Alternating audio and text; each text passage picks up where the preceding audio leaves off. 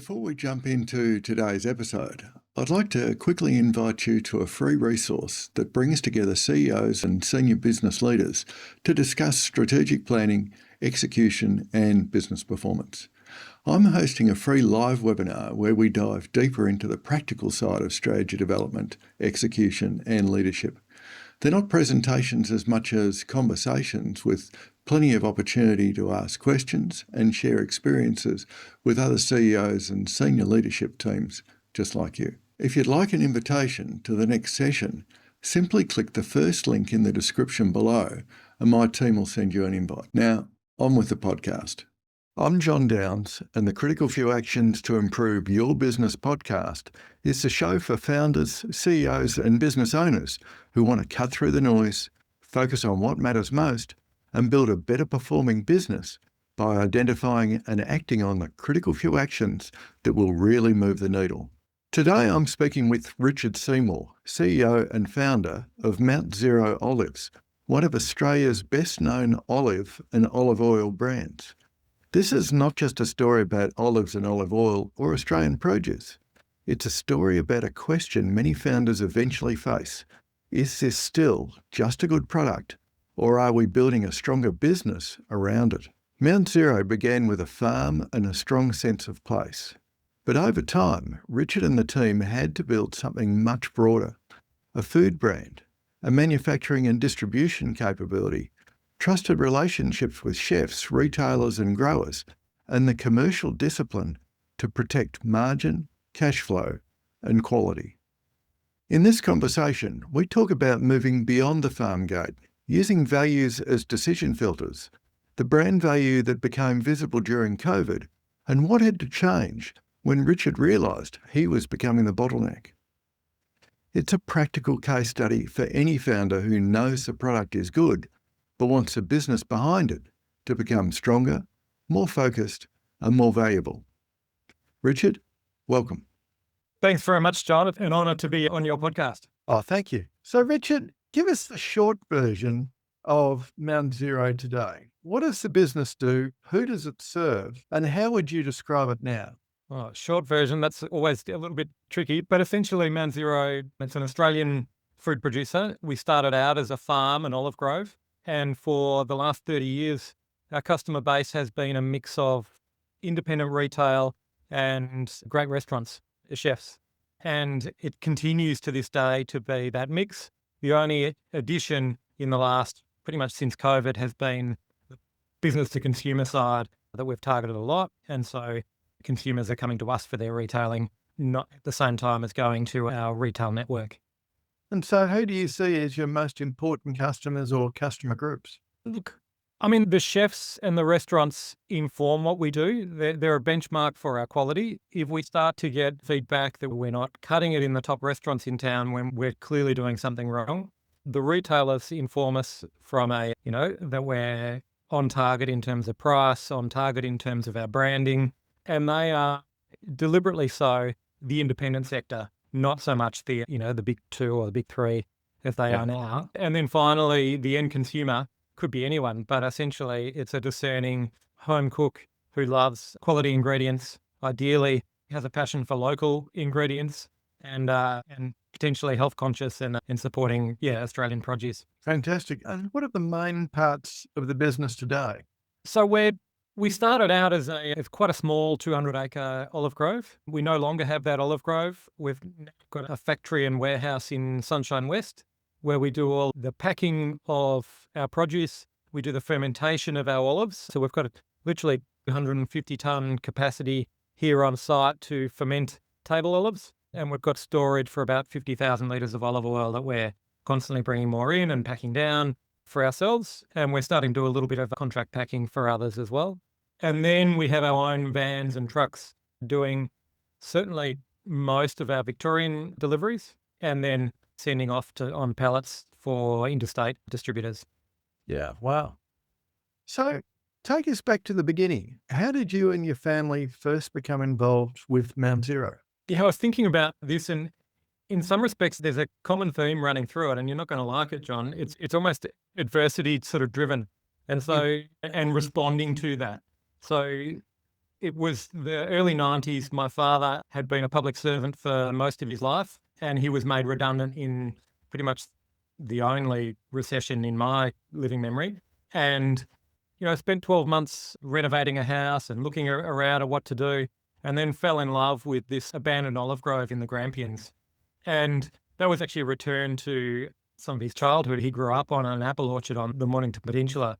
So it was just a return to something that, was a little bit familiar with to him in terms of horticulture, but also very foreign in terms of running a business. And olives, obviously, I think I'm the only red-headed olive producer in Australia to this day. But at the time, I was finishing high school, and then I had no dream of getting involved in the family business. And I went and did an applied science, and thought I was going to become an ecotourism entrepreneur of some sort. But throughout university, I sort of helped them out, and I really found a passion and love for going in and talking to chefs and restaurateurs about what we were doing. And so I spent a little bit of time after university getting some money together, but working in wholesale food distribution, not Mount Zero, but in other companies. And there was an aha moment there where it's just like, oh, look, this is not my university training or necessarily my skill set, but geez, there's some opportunity here. And I could see where my employer at the time was doing incredibly well. I thought I could see some of the challenges or some of the problems they had, and then had the temerity to think I could do it better if I went to the family and took it on ourselves. So in 2005, I came back to the family business in a full-time sense and started running our Melbourne operation. And we actually separated the farm from the value add and the distribution side. And that's where I've been ever since. So at what point did you think it was a farming business, a food business, or something else? Look, I think we've been really conscious to keep it very primary and connected to farms and primary produce. And that's one of the sort of key values of the business. So in terms of that separation, we're trying not to break those links or very much at all. But having said that, from the outset, when I came on board, I was not on the farm, which was 300 kilometres away. I was dealing with the customer base in Melbourne, and that was very much, business 101 for me, learning, initially sales. And then once you've got a sale, how do you deliver? Well, that's managing that person. And how do you, do the second delivery? Well, you've got to manage that production facility and, brick by brick from there, growing. And yes, it is very much a business now rather than a primary production. I can sense that there was a baptism of fire in there. Possibly when the orders got larger and you realised that your success also had to, not only did you have to have the success of selling, but also the success of delivering, logistics, supply chain, blah, blah, blah. A farming business and a food brand aren't the same thing. One's about production and the other is about capturing value in the market. When did that distinction become clear to you? Because you've really doubled down on the Mount Zero. Yeah. So and that's a crucial part of your brand strategy, isn't it? So throughout the 2000s, it was actually, they call it the millennial drought, where probably 8 of those 10 years we were in drought in the Wimmera region. And so in order to sort of see our way through, we lent on other farms or spoke to other growers. In our case, it was lentil growers. Later, it was actually the Indigenous community to harvest salt from our region. And one of the defining factors that helped us from a cash flow perspective was the onset of the farmers markets. Before that, it was really hand to mouth in the business sense. And then the farmers markets came on and there was a little bit of cash flow coming back in. And for me, the aha moment was these people that just come down like they're going to church on a Saturday morning, religiously come down and thank us for our produce and really supported us through. They wanted that connection with the grower or the farmer and the region so that they understood exactly what they were consuming and growing and putting in their mouths, essentially. And so that has stayed with me ever since. And having that connection, well, we're not the farmer anymore, making sure that our customers have that connection to where the produce has come from or the story that's behind it, essentially is critical to, I think, our business plan and our success. And so was it at that time that you first realised that the opportunity was bigger than just growing olives, or did that come later? Yeah, well, we'd already been forced to talk to our neighbouring farms, the lentil growers, and there were a couple of years there where we had a lot more lentils than we did olives or olive oil, and so yeah, we were becoming a food brand in many respects. But yeah, I think it's sort of been a slow evolution and decision to really grow in that the brand and the business beyond, the farm itself. And to come back to that thread of adversity, it was a recession and then a drought that forced us to make those changes. But the changes were definitely positive for us and have sort of given us that leg up and that opportunity to sort of, face new challenges. And so a lot of that was about selling product that you had access to in drought conditions. When was there a moment where you thought, we need to build the brand, not just sell the product? It's really interesting. I actually think we'd been building the brand almost from day one. And when I Right. say we, it was my parents particularly, were really focused on getting our packaging, our branding, our logos and look, you know, really unique. And then bringing on board our customers with us. And most Yeah. of that was word of mouth. And the way that the three of us all tend to work is, it's through relationships. And this was pre internet marketing. So those relationships were literally spoken, around, and we grew it from Melbourne and then then up the East Coast essentially. So it wasn't until we hit COVID that I actually realized that we had a brand that really had some value to it. So we'd been building this brand the whole time and investing in it, but I didn't realize the worth until that point. And then it was an aha moment. And it's just like, we have something here. The last 20 years, really, we've filled the well in terms of our brand building. And I wasn't particularly aware of how much work we'd actually done, but looking back, absolutely. And then when we needed it, essentially through COVID, obviously we're a company who relies on restaurants for our custom and our volume, and that evaporated overnight. And so we reached out to our, end consumers, and they just came back with open arms. And that was the moment that I realized actually we had a brand and we had some loyalty and people believed in what we were doing. And so then, it took me 20 years, but that's when I realized that actually, right, we've got a brand here and we've got to invest in it. Because in that COVID time, I think we went back to the well and we made some withdrawals on that, if you know what I mean. But really, from here on in, the brand building is filling up the well or filling up the bank account to make occasional withdrawals, essentially. Yeah. Absolutely. So moving from farming into manufacturing and brand building is a big transition. What had to change inside the business to help you with that? Oh, look, I mean, I think it's effectively me. Look, we've got some great people here now. There's 35 of us, and I don't want to take anything away from what they do. They've been incredible, but I'm the bottleneck, and realizing that I was the bottleneck, back in, I don't know, 2011 or 2012 to us growing, and I needed to essentially increase my know-how and expertise and in order for the rest of us to grow. And so far that's been some training, being a bit of as much of a sponge as I can be around other business owners and founders, and obviously working with you, John. So, and thank you. So what new capabilities did you actually need to develop then? Because you've got 35 people doing a whole bunch of things. What were the stepping stones there in I think capability? the hardest thing for me, and probably the hardest thing for anyone really, is people management. We're strange beasts. You can't, put us in a box and say, this person does exactly that and they respond to this stimuli. No, we're all different. And learning that and having the patience for that and learning strategies there and putting in processes has been critical to, I guess, our growth.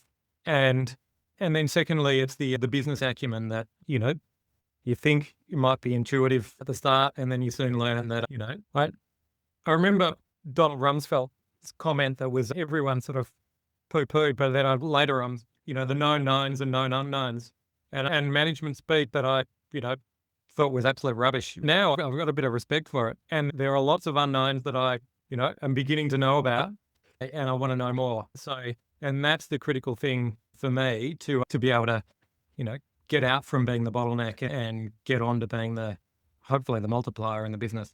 So that raises an important question. What did you need to stop doing? I mean, I haven't stopped. You can't help but, be in the business, that age-old metaphor of on it rather than in it. But you've got to sort of step back and try and carve out the time to, yeah, to look forward, to strategize, and also improve yourself and improve the processes in the business. Mm. So what did I have to stop? I can't help myself, but whether it be on the bottling line or, you know, out doing deliveries or whatever it might be, I still do it, but I just do less of it. And it's just reminding yourself that, oh no, actually, this is not my role. And if it is, then I've done something wrong to not have that redundancy built in that someone else can do it. Yeah, I often have conversations with my founder CEOs around, is this a $50 an hour task or is this a $500 an hour task? If it's a $50 an hour task, then somebody else should be doing that for you. If it's a $500 an hour task, then maybe they are the few things that you should be focused on. Yeah. When you went through that transition, what did you feel you had to systemize? Because, when there's only 3, 4, 10 of us, systems are really important to have, but often get sort of left to one side as we're just sort of brute forcing, delivering the business of the business day to day. What did you find you had to systemize as you built the business? Oh, look, I think it's the start of a journey when you realize that if it's all in your own head and nowhere else, then you don't have much. Then, you may as well be a consultant, a one-person consultant to someone else. Not to denigrate what you do, John, but unless you put the processes in place, then you've got a house of cards. And so the first thing I had to do was recognize that and remove myself from, as much of the day-to-day as possible. I think my team would laugh at me if they overheard me say that right now. But anyway, but putting processes, once you start, you can't stop, and you see the issues everywhere when you've got a star performer who has all this knowledge in their brain, but not in the system or not on the computer or nowhere else. It's like, oh my God, I've got someone who's amazing there, but I've also got a big problem coming up, no matter whether it's 1 year or 5 or 10 years down the track. And so realizing that you have to get that system working and that star performer to help improve the system and be part of the system rather than, be this unicorn if they are or outlier. Yeah. And so now I see it everywhere and it's just a constant challenge. So we start each week with a meeting and it has 2 agenda items. We talk about a product that we're, either tasting or new or just to remind ourselves and we talk about a new process or revisit an old process. If it's gone, by the wayside or there's been too much drift, because it's the only way to sort of, I think, to keep any sort of structure to the house. Absolutely. That sounds like you've gone well past the point where Mount Zero stopped being just a farm product and started becoming a business system of suppliers, production, quality, brand, customers, and distribution all having to work together. Is that sort of right? Good. That's the aim. Absolutely. So Mount Zero's got a strong sense of place and provenance. How intentional was that in the early days? Oh, very much so. So when we literally started buying produce from over the fence, we realized, okay, well, now we're becoming a bit of a food brand. Who are we and what are we and why are we doing it? And so we put some sort of key values around what that would be. And it would be very much Australian produce. And we would essentially never reach out to an imported product, not because it's not great, but that's not who we are. Yeah. And it really had to be a primary, product that we're dealing with. So something straight from the earth, essentially as unrefined as possible and as high quality as possible. So when I say quality, it's a strange word, but from our perspective, the lentil growers over the fence were producing, incredibly high quality lentils that were sent over to, into the subcontinent in absolute tonnage as a commodity. But they were also working with a French variety that was sold in our same distribution channels as our olive oil that was imported out of France and, selling for $6 or $8 a kilo at the time. And so that's the product we chose to work with. So at that premium end, that was the same market as our olive oil and our olives. And so they've sort of become the key tenets of, that quality premium product, the local, and finally our farm was certified biodynamic, which is an organic method of farming. So sustainability became a key tenet of the business as well. Even though we're currently working with a lot of conventional farms and conventional produce, we're trying to make sure that we still carry and grow certified range, and we're reducing our footprint in terms of energy and plastic and other, chemical use. So on that, how did you turn quality, origin, sustainability into something that customers cared about, particularly for your chefs, independent retailers, markets, and food communities? Yeah, I think there's the other side of that coin is our customers cared about it, so we started to care about it. And going back to when did you realize you had a brand that you built? It's that moment where your customers start to talk back to you about your value set. And Yes. and so we had a moment when we first started shipping direct to consumers, and I'm like, oh, how do we do this? Oh, of course, we pack it carefully and put it in the post and send it off. So I went out and got some bubble wrap, and away we went. And then very quickly, we had an email back from a customer saying, I can't believe you're using plastic bubble wrap to send us your organic olive oil. And I'm like, oh, you know what? You're absolutely right. And I wrote back to them, and within a week we had a cardboard shredder, and we're reusing all of our cardboard. But essentially the customer became part of our value journey. And yeah, definitely, I've thanked that customer so many times to themselves, but at moments like this. And I think that's the important part is that it's not just from the business down or out, it's customer led as well. And they hold us to our values. And if we start to waver on those, they'll, like lemmings, they'll jump off the cliff.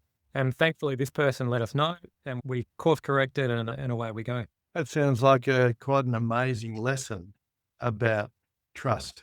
Yeah, absolutely. And I think we've got to keep revisiting our value set and our purpose to make sure that we're staying consistent with those key ideals. The strategy can change according to the market or whatever else, but that value and the purpose, if you veer too far away from that, the customers will let you know either by disappearing or ideally by letting you know.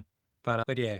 Yeah, I think a lot of producers have a good product, but they don't yet have a reason for the customer to care, remember, or come back. Mm. Was that sort of the challenge?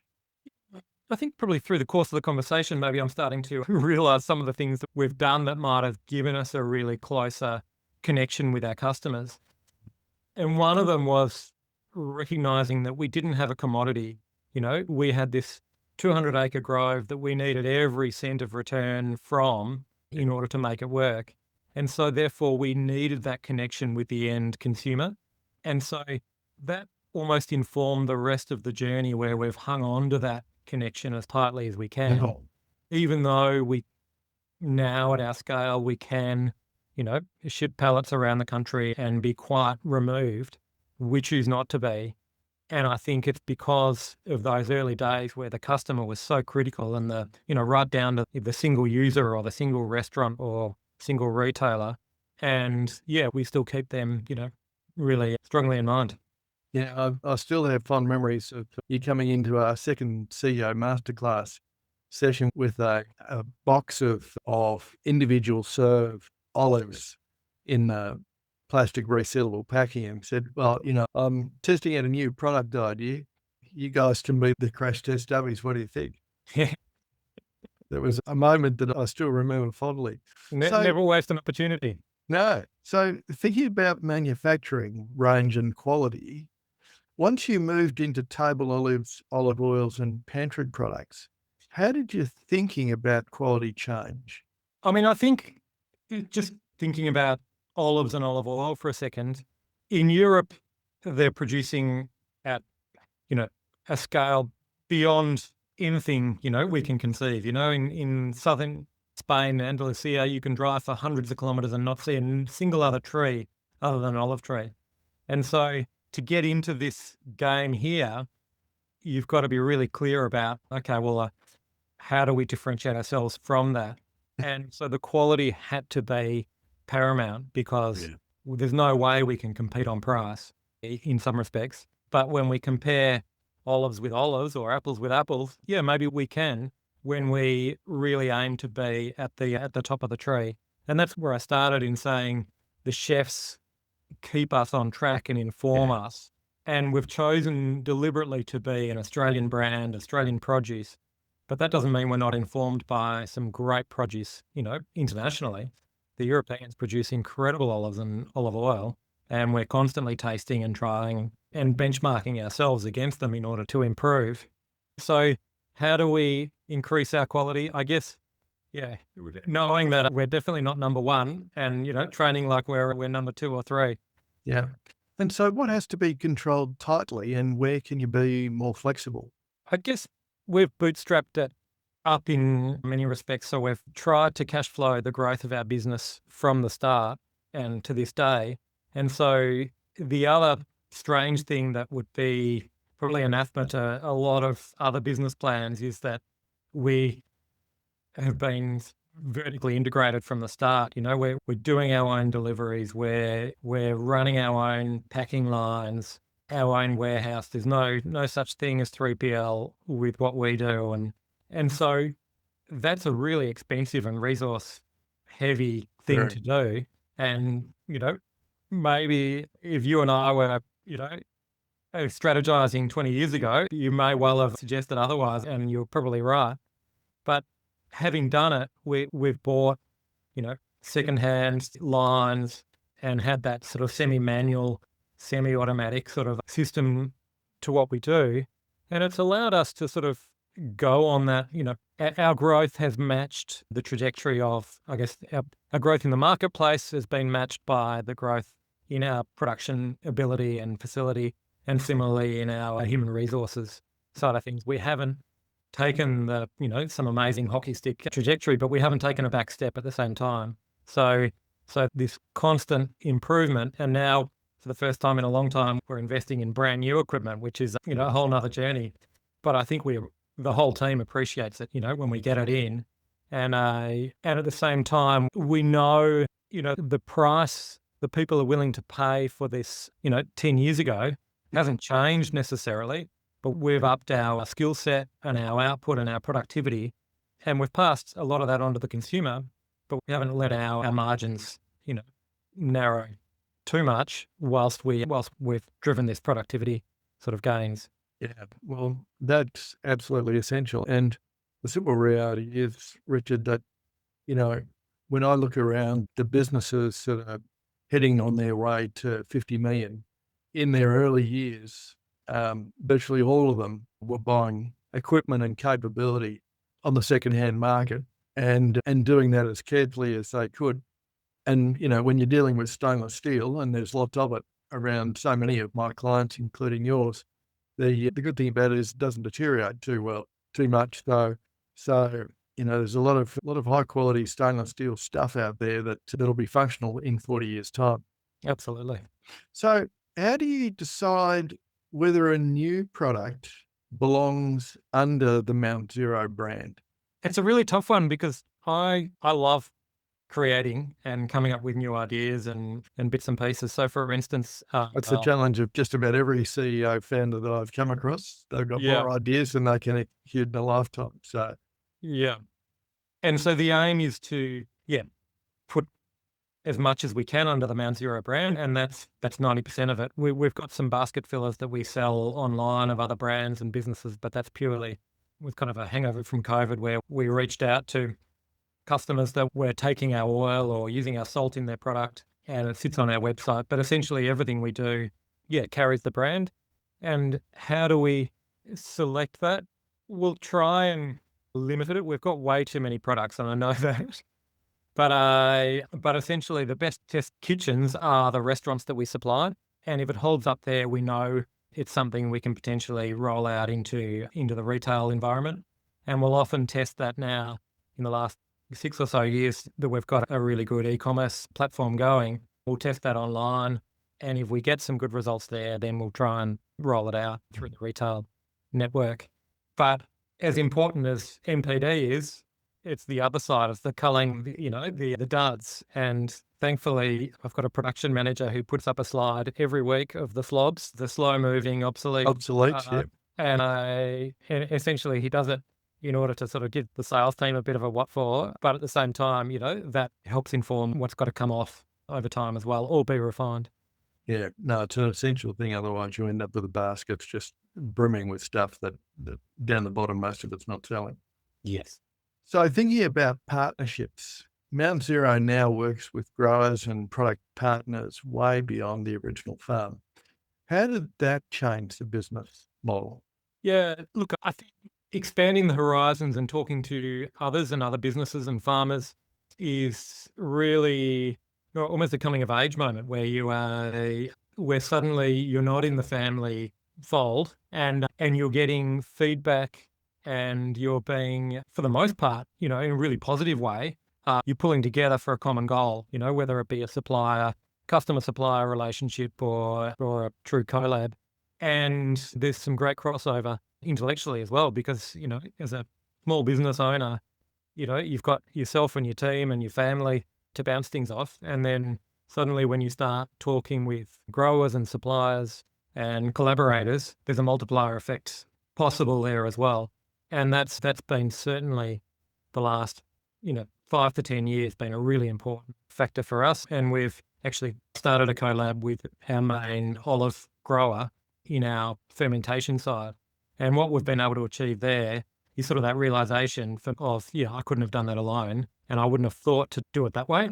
And it's like, oh, wow. And in hindsight, yeah, of course. And hopefully it's been, mutually rewarding the other way as well. But yeah, so it's interesting. It's also, you've got to go with your eyes open and make sure that, you're getting, it's working for everybody essentially. And you've got to be quite, assertive about what you want and need. Yeah. Yeah, it needs to work in both directions, but you Mm. also need to establish good boundaries. I guess, Yeah. from your perspective, what makes a good grower or supply partner?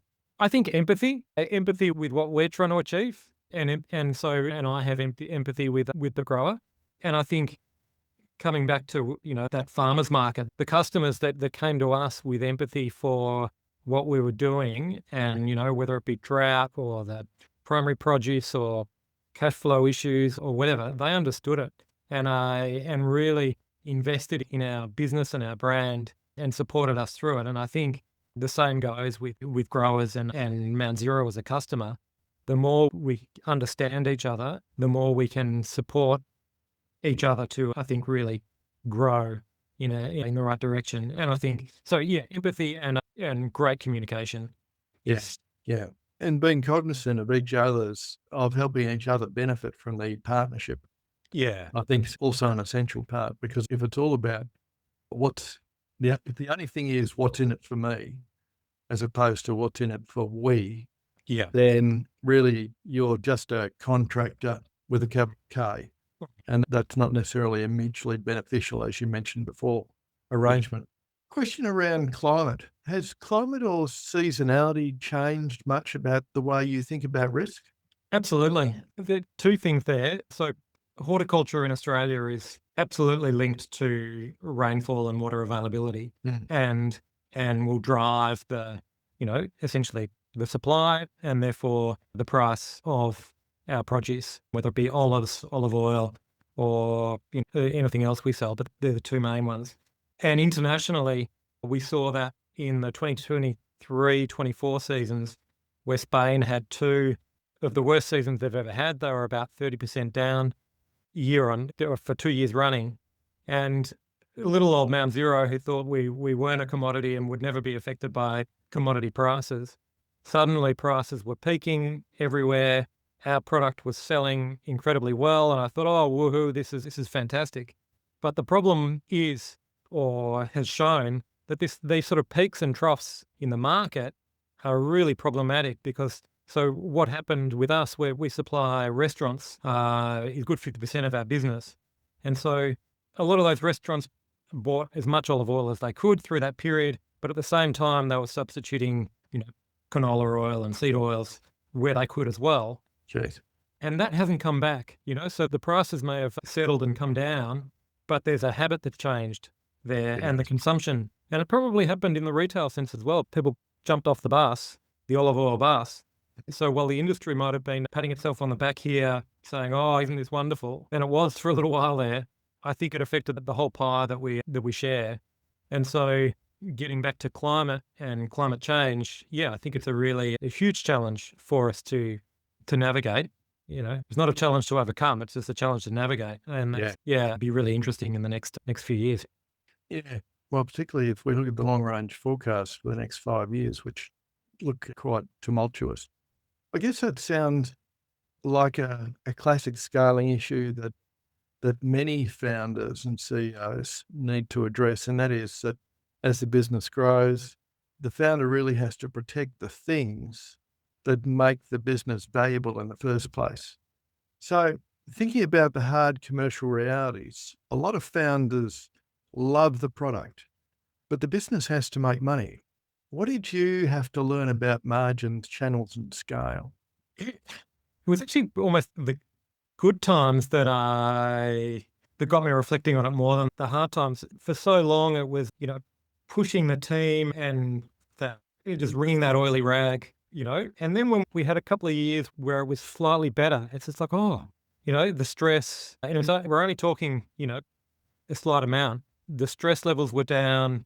I think the team were, probably not responding so much to my cortisol. And it's just like, well, actually, it's because of our business fundamentals are that little bit better. It gives you that breathing space to essentially want more and look at margin, look at stock turn, look at, some of the key indicators in the business. Mm. And it wasn't until, probably should have been a lot earlier, but it wasn't until actually, we'd had a year or two of, semi-decent years, and it's just like, that's the difference. And I never want to go back there again. And I'm going to do everything I can to make sure that we don't, because the decisions you make when you're, really wringing that rag out are not always the best ones. That can be very short-term focused. Yeah. And so the big numbers for you that are most important: product margins, customer margins, DIFOT, your inventory turns, your debtor days. Are they the key ones that you keep an eye on? Yeah, absolutely. And your so SLOBEX? Yeah, the margin is key, and it sort of becomes a bit of a, if we can't get that margin out of it, then it's not worth necessarily doing. So it becomes, a fairly binary call. We can't do that. There's not margin in it for us. It either works or it doesn't. Yeah, exactly.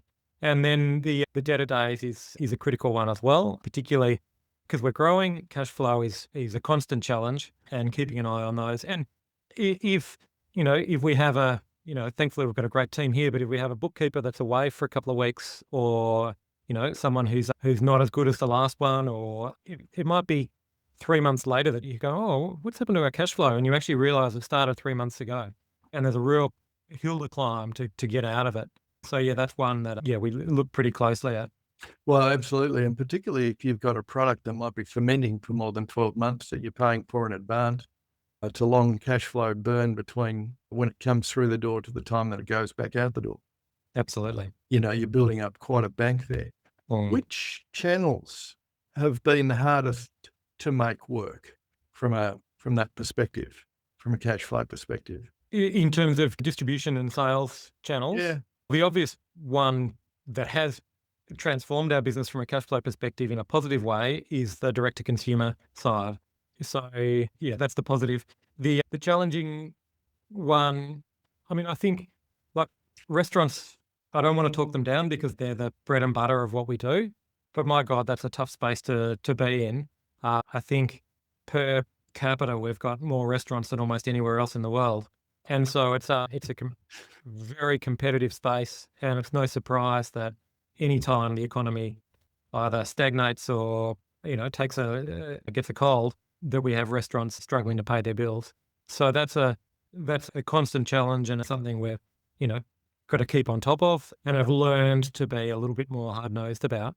The retailers, similarly, we choose to deal with the ones that are not, the Coles or Woolworths. It's the others. And that's a tough space as well, because if you're not in those two majors, it's a challenging environment to be in, because you're being, some really heavy competition. But on the whole, we've got some great customers, both in the retail and the food service side. But yeah, the revelation was essentially the direct to consumer, the cash flow impact that has is incredible. Yeah. Okay. So let's think about leadership, mistakes and focus. As the business has grown, what's changed in your role as founder and CEO? I just think primarily I've got to, with each step of growth, I've got to raise my eye level, another year in advance or, month, year, 2, 3 years in advance to make sure that we have, the MPD coming through. The MPD is not my, thankfully I've got some people working on that, but making sure that essentially that's filtering through, or that we're investing in the right machinery, that we've got the partnerships in the farms and our supply chain, and that so essentially, learning to look up and beyond and set that strategy becomes far more important than it was 10 years ago. Yeah, that strategic outlook, looking over the horizon as opposed to the day-to-day. So thinking about your leadership, what were you good at naturally and what did you have to learn perhaps the hard way? I think I'm fairly resourceful and pragmatic, so I can get myself out of a hole pretty well. But fundamentally, I don't want to be in the hole.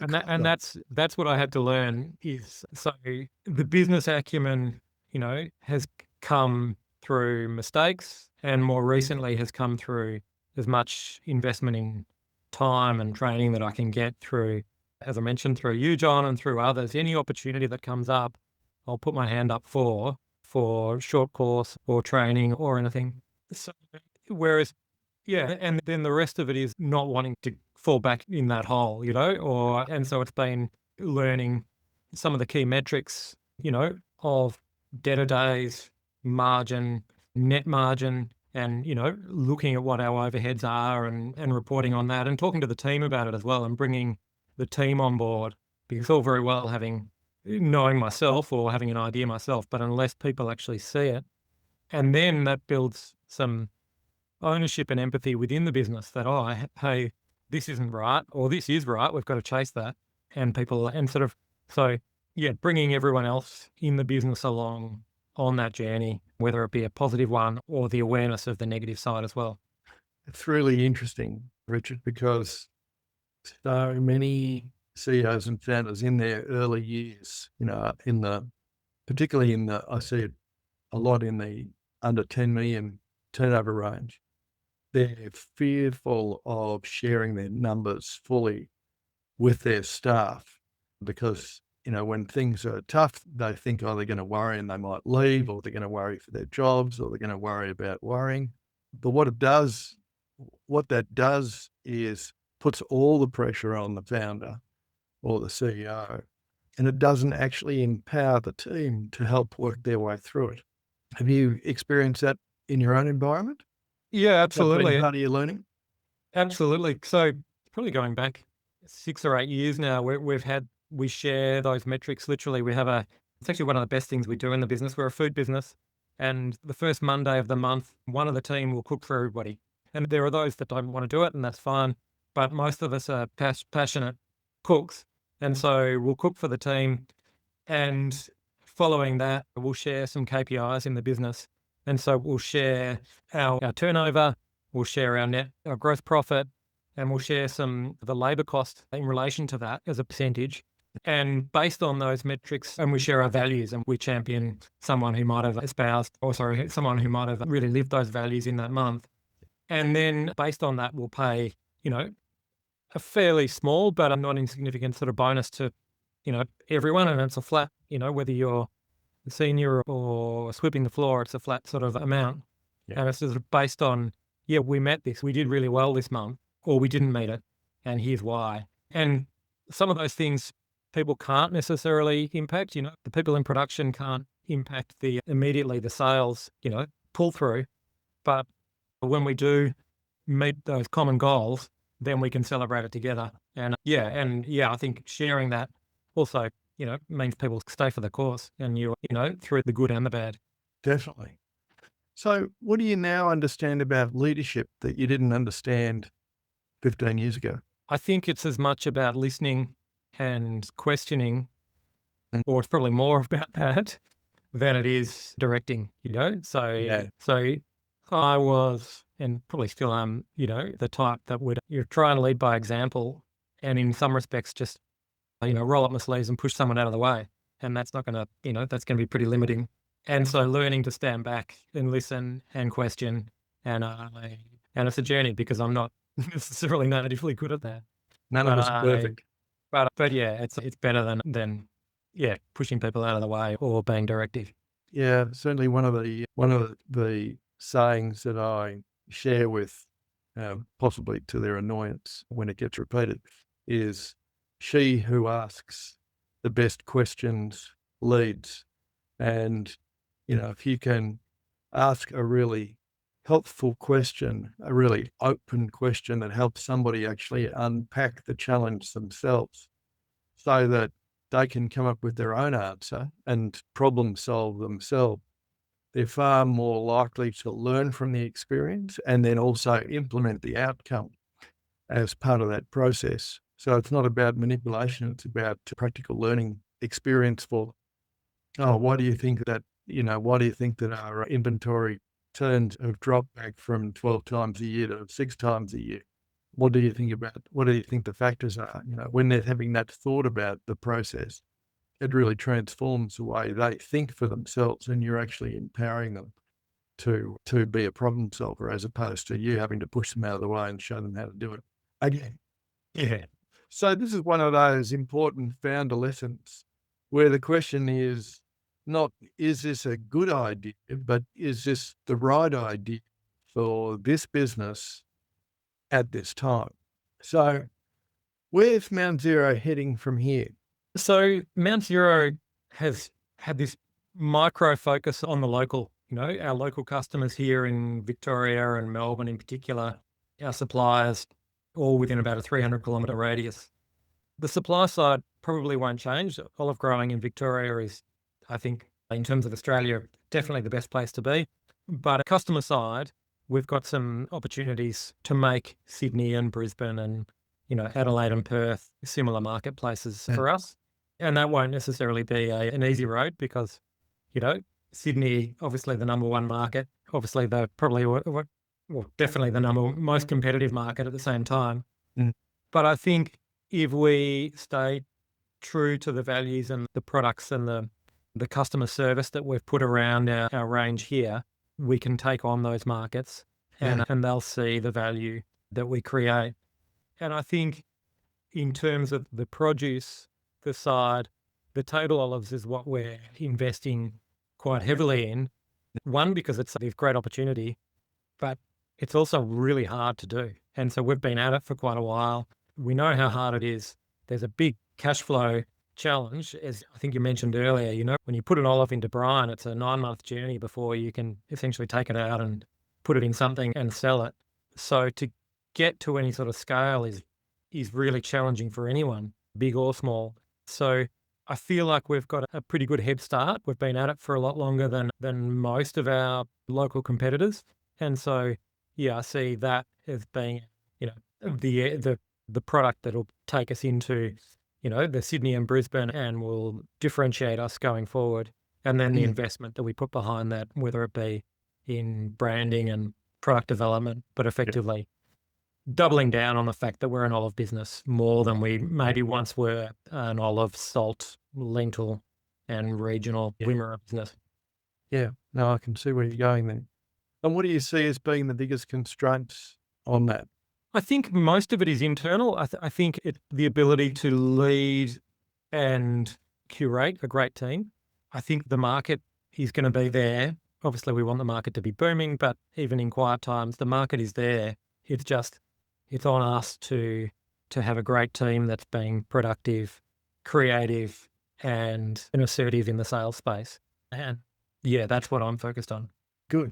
And so if we were sitting here with a glass of bubbles, with bubbles in it, in our hands, celebrating what Mount Zero had become in 2036, what do you want the business to be known for in 10 years' time? What are we going to be celebrating? Oh, wow. Question without notice, John. Oh, look, I think it's the olive side of things. I mean, First and foremost, I think we should be celebrating that we've stayed true to our values and our tenets. So we're still a locally produced product. We're still essentially focused on local markets and supporting and selling to those that, helped us grow through along that way. And that's that, particularly the restaurant and chef industry. Exceptional quality. Exceptional quality. And we've ideally become, the number one player by a long shot when it comes to table olives. The olive oil will definitely be there and be a really big part of what we do. But the table olives is the huge opportunity for us. And if I think there's an opportunity to corner the market or take a big slice of the Australian pie. Fantastic. Cool. Okay, so coming up to a critical few actions. So thinking about those all-important critical few actions now, looking back, what were the 2 or 3 actions that made the biggest difference for Mount Zero and for yourself as a leader and a founder? I think having really clearly defined values and tenets in the business allows you to have a conversation. So originally with my parents about, product development or markets or potential growers and partners. And if you go back to those values, and it's really easy to pretty much make a binary decision. Yes, it's a fit. No, it's not. And if it's not, move on, because not all that glitters is gold as well, like it's something, there's golden, whatever it might be. But if it's not a fit with your values, then don't go there, because that really is going to erode your brand. Then your customers see it straight away. And then I think some of that business acumen of knowing some of the data points to pull out, margin is essentially critical, and then the way that essentially flows into everything else, but ultimately cash flow and profit from that. Yeah, and then finally, strategy, being able to look beyond the horizon and set a plan and a course for, whether it be growth or improvement or, product development and around that. Yeah, fantastic. So now to put the hard edge on it, if we were to make that practical for another founder or CEO, what 1 or 2 things should they do starting next week? Yeah, I think the purpose, defining what you're there for, what you and your team or your partner or whoever it is are setting out to do. And then what are the things you're going to love doing and celebrating and sharing with your customer base, and what are the absolute no's that you're not going to do. And effectively they're your value set, and your boundaries. And those 2 things for me, shouldn't change, from day one to day whenever. The strategy comes next, I think, and that can definitely change, but you'll always go back to the purpose and the values to test your strategy. Absolutely. Yeah. Absolutely. So those 3 things. What I'm taking away from the Mount Zero story is not just about olives and olive oil. It's about moving from production to value creation, understanding the customer, protecting quality, building trust, choosing partners carefully, and making sure that the business captures the value from what it creates and is true to the tenets that it starts out with. That's a powerful lesson for any founder who's had a great product but needs to build a stronger business around it. Richard, thank you. It's been an absolute delight. Thanks, John. And I may also thank you for the guidance along the way, because some of that strategic work and business acumen came from you and others, and wouldn't be the same without it. Thank you, Richard. That's very generous. I appreciate it. As you can tell, Richard Seymour's Mount Zero Olives story is a useful reminder that a good product is only the starting point. The stronger business is built around it. What stood out for me was the way that Mount Zero turned provenance, quality and values into practical business decisions. Values weren't just words on a page. They helped decide what products belonged, which partners fitted, what had to be protected, and what needed to be refused. The other learning is commercial. Brand trust matters, but so does margin, cash flow, debtor days, stock turns, and the systems that stop everything living in the founder's head. So if you're listening to this and wondering whether your business is capturing enough value it creates, download the OPV scorecard in the show notes. It'll help you identify the few priorities that deserve your attention now. And if this issue is live in your business, get in touch. This is exactly where the right critical few actions can make a real difference.